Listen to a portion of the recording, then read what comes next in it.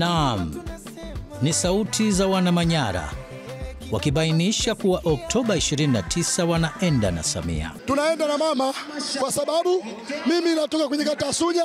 Mama akatuingizia bilioni 70 kwa sababu ya daraja wilaya Kiteto Sunya. Kata Sunya tumepata daraja la Mama Samia la thamani ya milioni 700. Bado na shule shikizi zimejengwa kwa sababu ya Mama Samia, lazima tuende naye msimu wa 2025 kwenda 2030. Tunaendelea kumchagua Rais Samia kwa sababu ametufanyia mambo makubwa, maendeleo. Katuletea maendeleo katika mitaa, kata. Tuna sababu za kumchagua kwa kumpa kura kwa wingi za kishindo mpaka zinamwagika. Ni mkoani kule baba na Babati nzima. Maji matamu sasa hivi ni kila kona, tunachana na maji ya chumvi. Maji yetu tena hayawi na chumvi, yanakuwa ni masafi, tunang'aa. Tunamshukuru mama yetu Samia Suluhu Hassan, mgombea wa Chama cha Mapinduzi, kwa mambo mazuri alitofanyia sisi vijana. Tumepata mkopo nafuu. Kwa kweli ametuboresha, ametusaidia sana sisi vijana. Rahisishia tuseme wasichana vijana wenzangu wanapata mimba na wanarudi shuleni kuendelea na kutimiza ndoto zao. Mtoto anakuwa naye na malengo yake yanatimiza pia. Kama ndugu zangu, tunaombeni tutokeni kwenye mitandao kutukana, tuende kutiki kwa CCM tarehe Oktoba 29. Haya, mgombea amenyanyuka kucheza, weka bendera zetu juu. Tumuunge mkono Dr. Samia Suluhu Hassan.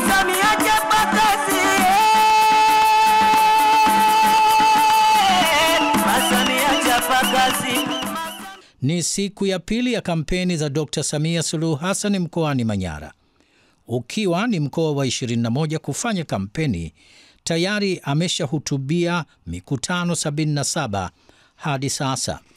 Huyu ndiye Dr. Samia Suluhu Hassan, mgombea wa urais wa Jamhuri ya Muungano wa Tanzania kupitia CCM. Haya, halo vijana,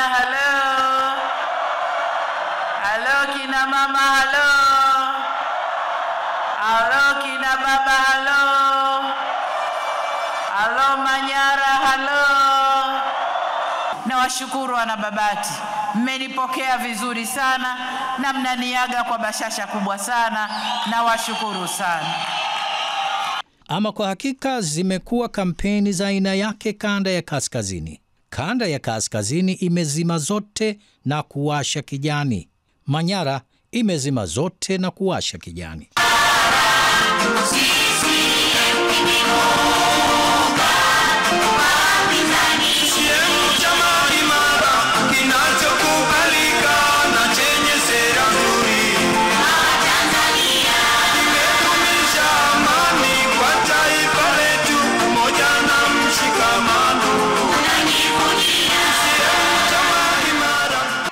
Mheshimiwa Rais, chama kile kwa sasa ni chama cha fujo.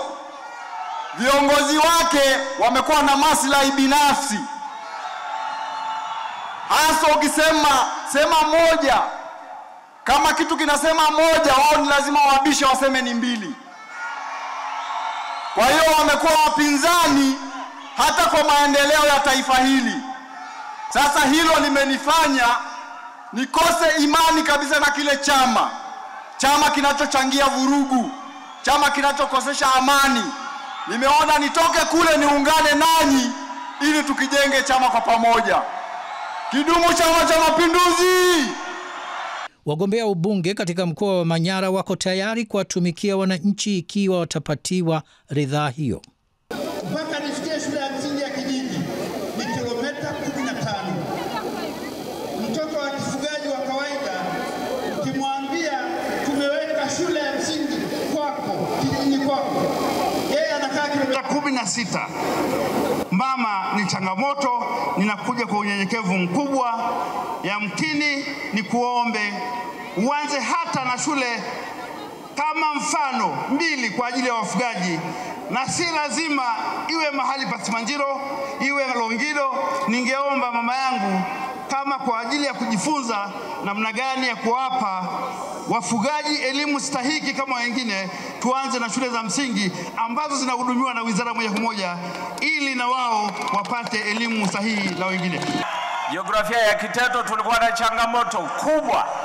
Hatukuwa tunapata mitandao ya simu, lakini ndani ya miaka 4 ya uongozi wako tumejenga minara 23 yenye thamani ya shilingi bilioni 4, na kubwa kuliko yote, ndugu mgombea, wananchi wa Kiteto walikuwa hawapati Radio Tanzania tangu uhuru. Kati ya minara ambayo imejengwa katika kipindi chako ni mnara wa Radio Tanzania. Kwa hiyo wananchi wa Kiteto wataanza kufuatilia miradi yao kupitia Radio ya Taifa sasa ndani ya kipindi chako cha uongozi. Tulipita mlima Magara, ilikuwa barabara ngumu sana. Tulipofika mto Magara uliniuliza, hii ndio barabara yako? Nikakwambia ndio mama. Ukasema baada ya uchaguzi uje tujenge hii daraja na huu mlima tuweke zege. Kazi hiyo imefanyika. Daraja limejengwa, bwawa hilo na daraja limejengwa na zege kilomita 4 tayari. Sisi ni wakulima na sisi ni wafugaji. Tuna skimu ya umwagiliaji iliyo katika kata ya Edampa, Bashai, Tumati, Dongobesh, lakini pia tuna mabonde mazuri makubwa ambayo bado hayana maji. Tunaomba ile skimu iweze kuboreshwa, na bahati nzuri iko kwenye ilani, ili tuongeze ajira katika sekta ya kilimo, hasa umwagiliaji katika wilaya yetu ya Mbulu vijijini, lakini vile vile katika jimbo katika mkoa wetu wa Manyara. Nikupongeze sana wewe binafsi kwa kazi kubwa uliyofanya ya filamu ya Road Tour ambayo leo imeinua sana hoteli hapa nchini. Na sisi tunahifadhi ya Tarangire ambako ndugu mgombea wetu umetujengea lango hapa upande wa Babati la shilingi bilioni 3.9 ambayo tunaamini itafungua uchumi, sio tu wilaya Babati na mkoa wa Manyara kwa ujumla. Watalii wakitoka makao makuu nje Dodoma hawana sababu ya kuzunguka hapa kule Minjigo, wanaingilia hapa na hii itaongeza uchumi. CCM oye! Tunakushukuru pia kwa ajili ya uwanja wetu wa Tanzanite kwa raha. Sisi watu wa Babati leo ligi kuu tunaiona katika uwanja wetu wa Tanzanite kwa raha. Tunakushukuru mama. Leo klabu kubwa nchini za Simba na Yanga tunaziona live katika uwanja wetu wa Tanzanite kwa raha. Hii yote ni kwa sababu ya mapenzi yako kwa watu wa Babati. Tunakushukuru mama. Makada wa CCM wanabainisha kuwa kura zote za Manyara ni kwa ajili ya Dr. Samia Suluhu Hassan. Dr. Samia Suluhu Hassan ni mwenyekiti wa 6 wa Chama cha Mapinduzi.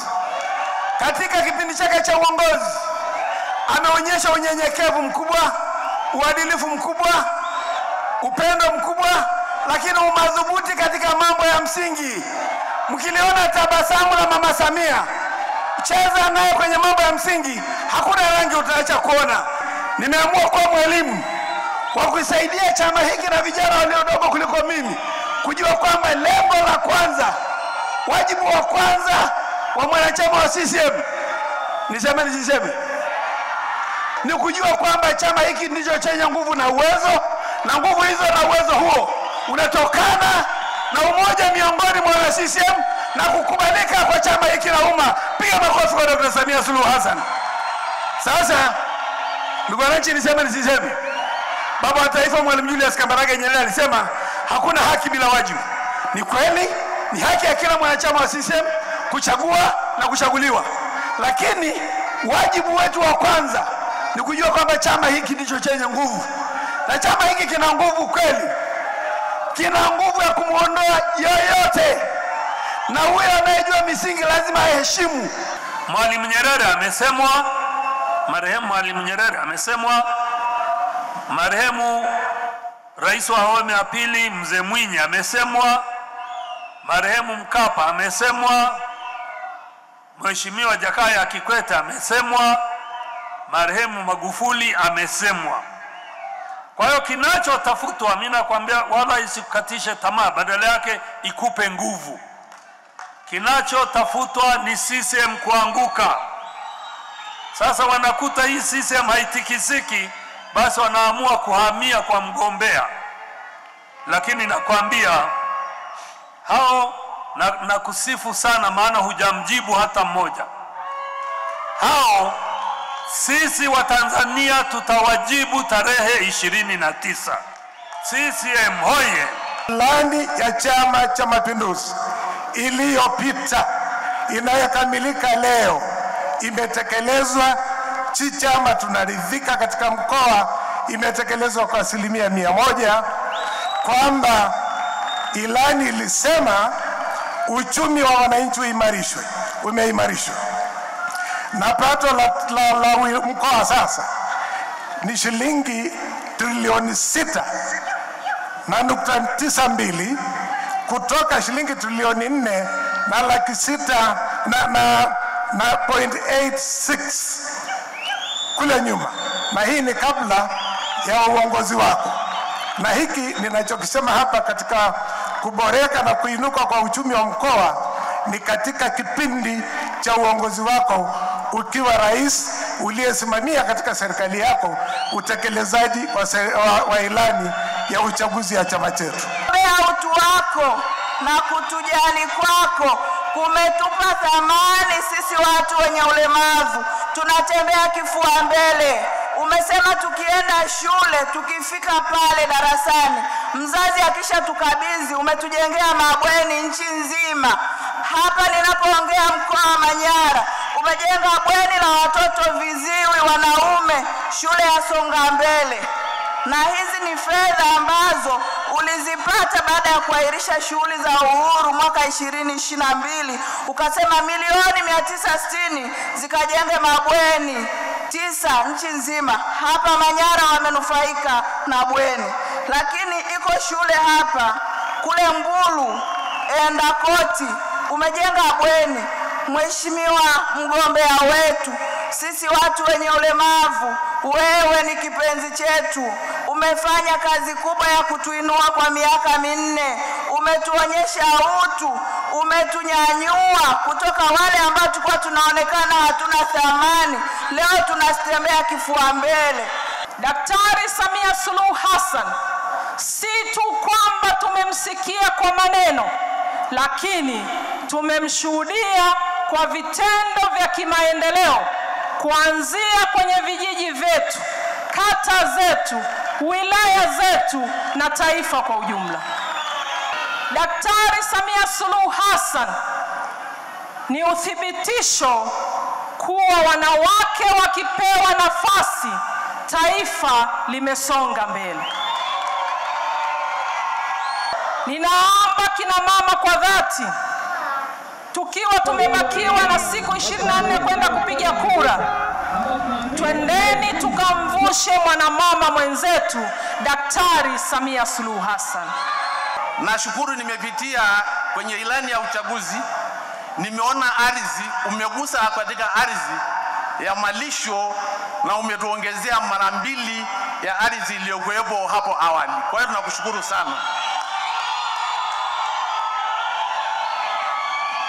Lakini ni kuombe tu kwamba kutupa sawa, lakini lingine tuweke mkono kutulindia, kwa sababu ardhi ni mali adimu na hakika ina watumiaji wengi.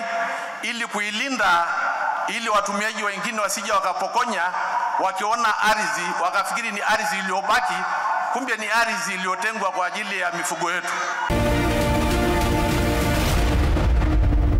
CCM kikiwa chama kinachozingatia utu.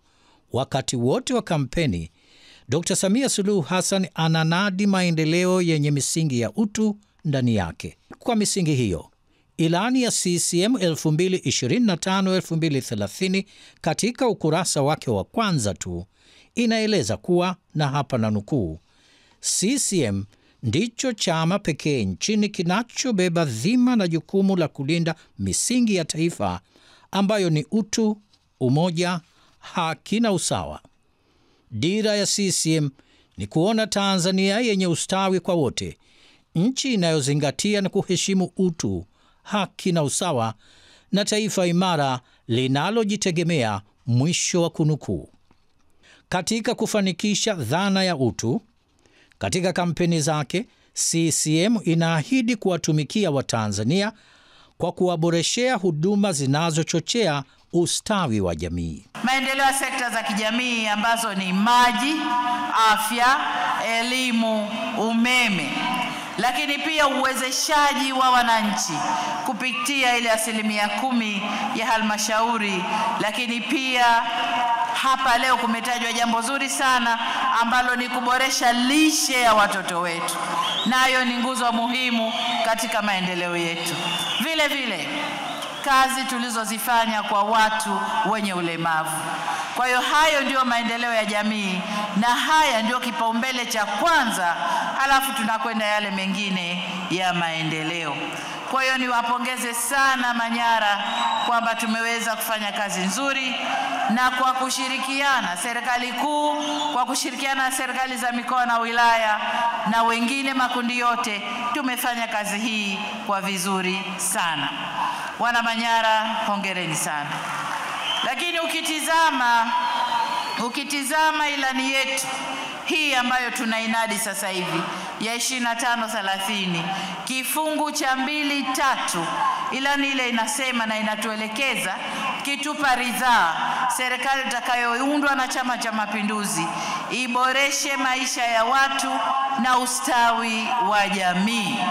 Ina maana inatuelekeza tuendelee kufanya kazi kwa kasi kubwa kwenye sekta hizi za maendeleo ya jamii. Nataka niwahakikishie wale wote ambao umeme haujafika, huduma za afya hazijafika au ziko mbali, elimu shule ziko mbali na wao, maji hayajafika, wote tunakwenda kufanya kazi kwa kasi sana, na tuhakikishe kila mwana Manyara yuko karibu na huduma hizo au anafikiwa na huduma hizo. Hotuba za Dr. Samia Suluhu Hassan katika kampeni zake zinaakisi dira ya maendeleo ya taifa ya 2025-2050 inayozingatia sauti ya jamii katika kuchora ramani ya maendeleo ya taifa. Samia na maendeleo, maendeleo na Samia. Tumefanya jitihada kubwa kuukuza utalii, matokeo yake ni dhahiri, yanaonekana. Na katika miaka 5 ijayo, mkitupa ridhaa, tumepanga tuongeze idadi ya watalii. Sasa hivi mkoa wa Manyara, watalii waliotembelea hifadhi ya Tarangire na Ziwa Manyara imefikia 1,650,000 na namba nyingine juu, hatua iliyoongeza fursa ya ajira na mapato pia kwa wana Manyara. Tutaendelea kutangaza na kuendeleza vivutio ili tupate watalii wengi zaidi. Na kitaifa, mpaka tunafunga mwaka huu 2025 tumefanikiwa kutimiza idadi tulioelekezwa na ilani ya uchaguzi. Ilani ilituelekeza tuwe na watalii 500,000 wa ndani ya nchi na nje ya nchi. Tumefikia 5,500,000. Sasa kwa miaka 5 ijayo, kitaifa, lengo tuliojiwekea ni 8,000,000 watalii wa ndani na nje wawe wamefanya utalii ndani ya Tanzania. Sasa yale maombi ya kufungua mageti na kuweka barabara utalii ukue, tunayabeba, tutakwenda kuyafanyia kazi.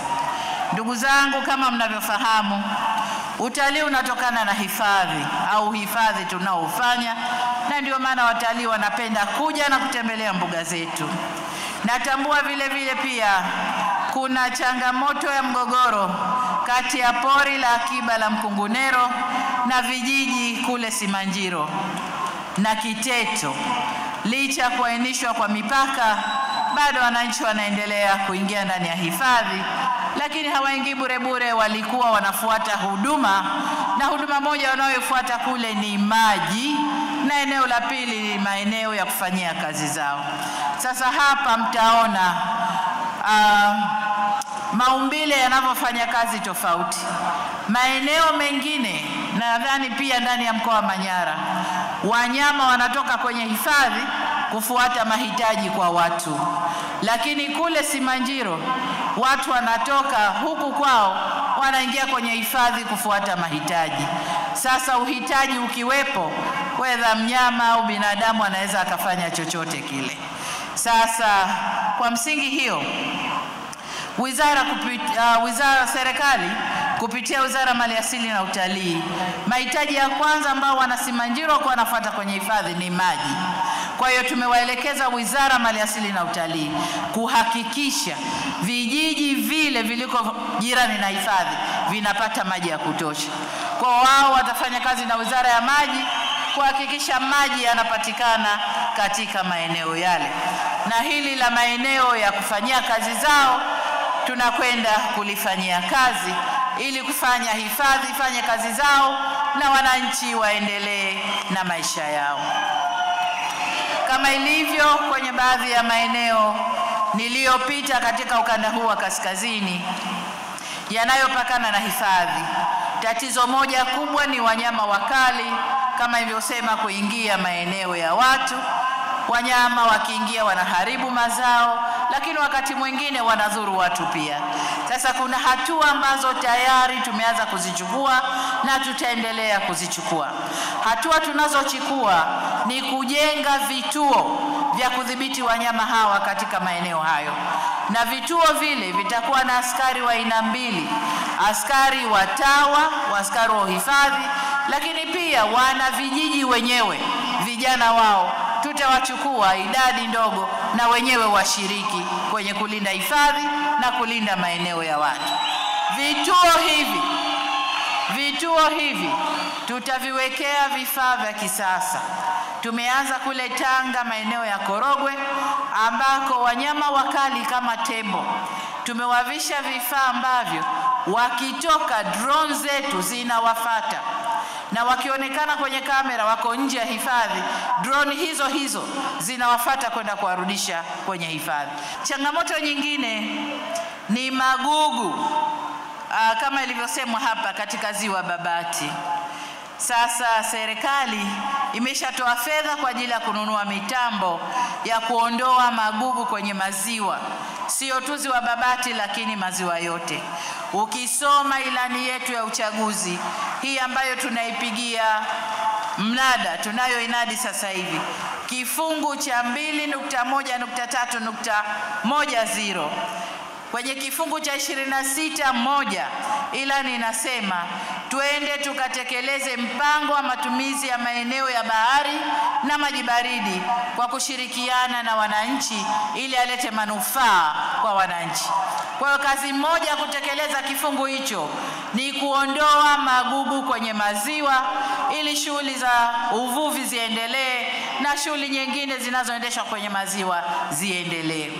Kwenye sekta ya madini tumejenga kituo cha uzaji wa pamoja wa madini Tanzanite au Tanzanian Exchange Center kule Mererani Simanjiro ili kuhakikisha biashara inafanyika kule.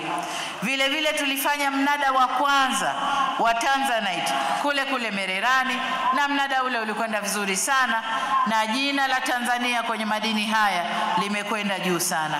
Tutaendelea kuchukua hatua kuendeleza madini yetu na vile vile kuongeza thamani ya madini hapa nchini. Lakini zaidi ya hapo, tumejipanga mkitupa ridhaa kuendelea kupima maeneo ya nchi na kubaini madini gani yako wapi na kwa kiasi gani. Hiyo kazi tutaifanya mkitupa ridhaa. Mwaka unaofuata tunaanza mwaka huu wa fedha, mwaka unaofuata tunaendeleza, na kipaumbele chetu ni wawekezaji wakubwa kwenye madini, lakini haswa wachimbaji wadogo ambao ni vijana wetu, ili tutengeneze ajira kwa vijana wetu. Na hivi ndivyo Dr. Samia anavyohitimisha kampeni zake kanda ya kaskazini. Kanda ya kaskazini imeitika, na kanda ya kaskazini itatiki ifikapo Oktoba 29. Tarehe 29 tuamke salama, tuamke na afya njema na furaha. Na kila aliyejiandikisha kwenye daftari la tume atoke aende akapige kura. Usitoke peke yako.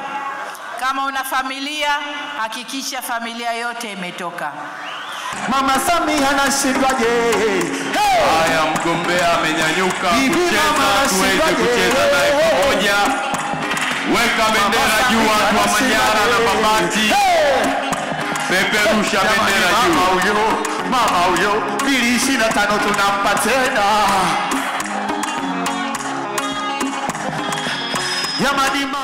Kazi na utu, tunazidi kusonga mbele. Kumpigia kura Dr. Samia Suluhu Hassan tarehe 29 Oktoba ni kupigia kura kazi, ni kupigia kura utu, ni kupigia kura dira ya Tanzania na ni kupigia kura maendeleo. Na huyu ndiye Dr. Samia Suluhu Hassan.